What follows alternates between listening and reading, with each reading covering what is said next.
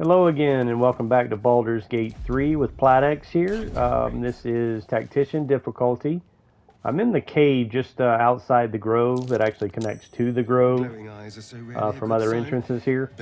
But the one thing I'm pointing out now is that statue that normally shoots fireballs at you, you can just sneak right by it. It doesn't see you when you're in sneak mode. And if you notice, I'm not even having to roll for stealth. So it doesn't matter. You don't have to use it with Star. You can do it with anybody. Just sneak past it and shut it off right there. I'm going to go ahead and sneak attack this dude. And he did. Go ahead and get the rest of the party together. Still breathing, despite everything. I'm going to demonstrate one spell here that I haven't seen mentioned in other videos. I have seen mention where the druid is one of the least used classes.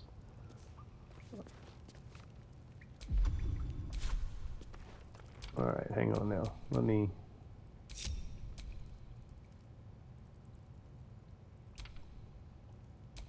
go ahead and get Astarion back up here in position.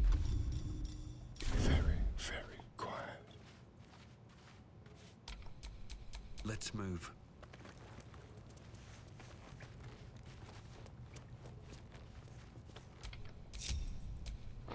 Alright, so it's important to kind of like separate your party like that, but otherwise they'll all just follow you and all just run right into combat together.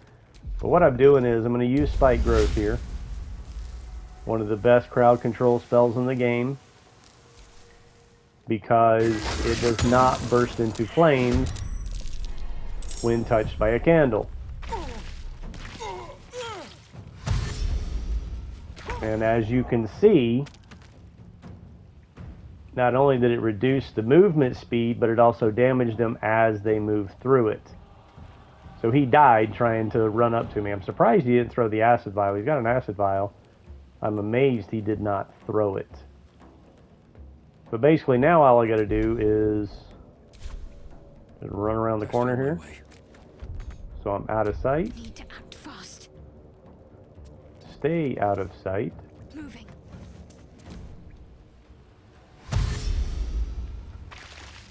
And now that one's dead. That was weird. What now? Now I forgot I still have Astarion up here. Could just go ahead and finish this dude off right now. There we go. What to do? Now it was kind of a waste of a second level spell for such a small encounter, but the thing is, none of my guys got hurt. Like, I mean, you saw where that spike growth killed like 3 of these guys.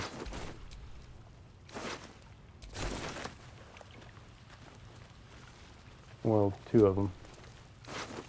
It damaged this guy, but it didn't kill him. Astarion's the one that killed him.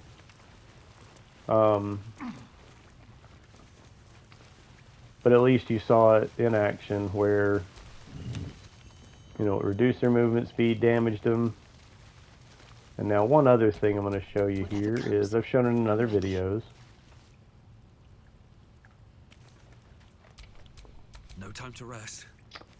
Alright, so what you got to do though is you got to keep them from moving around like this. It gets so annoying the way they move around without you like actually controlling it. Just turn on turn-based mode so that your party members do not move. So that's progress. The only one in my party that's damaged is Shadowheart, 5 points of damage. Well, this guy, like, I guess you can either cast a healing spell on him, but I just normally throw a healing potion at him. So when you throw a healing potion, you see the little white circle there? It healed both of them. So now Shadowheart's at full health, and that guy is up on his feet. Oh, thank you, thank you. I thought I was good. I must. Turn off the turn-based mode. Switch over to Shadowheart. Cast Guidance.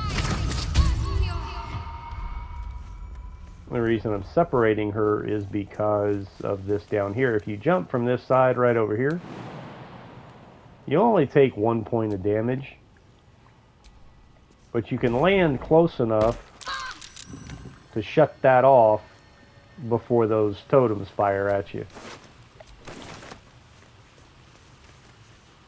And the reason I cast guidance is because of this right here.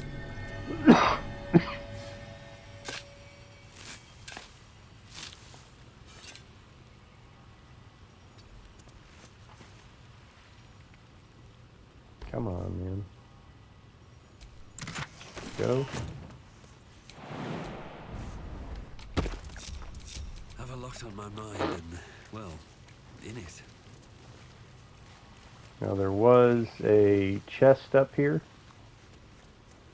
Might as well go ahead and grab it before I leave this area.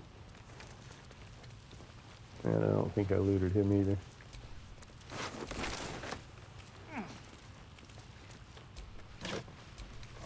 Most of these containers right here have useful items.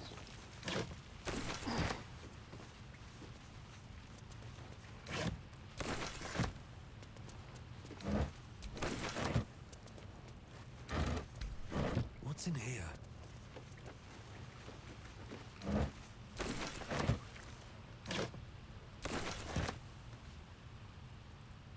I think that's all of them. Alright, that's all of them.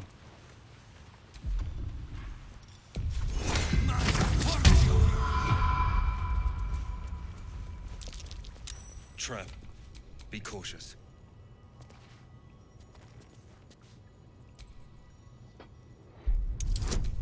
Don't forget to cast guidance on your lock picker.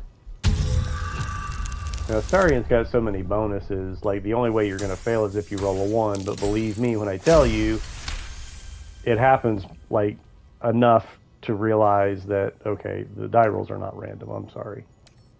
It just happens way too often when you rolling a 1 when that's all you need to do to fail is roll a 1. Oh, for a skeleton key. I've even rolled double 1s, you know, where you're rolling 2 dice. Like literally rolling double 1s. Like anybody want to calculate the odds on that? You know, go right ahead. I'm not into that kind of stuff, but I know it's like really crazy odds rolling doubles on a D20. And then it happened again not long after. So literally I've rolled double 1s twice within a couple of hours. And that's just, I'm sorry, these die rolls are not random. Truly random, that is. I don't know what they use to determine these dice rolls, but again, No one's not stopped me random. yet. I feel like there's some type of...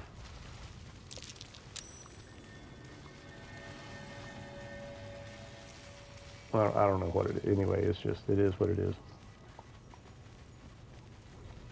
That's why the honor mode really irritates me. That's curious. The whole single save idea, and you can't even load it while you're playing. It's, yeah, no, it's ridiculous. Anyway, this right here will start the Saza encounter, which I'm going to go ahead and end this right here before I start that, and I'll pick that up in the next episode because there is a trophy for Saza saving her 3 times. And so thanks for watching, and I'll see you in the next episode.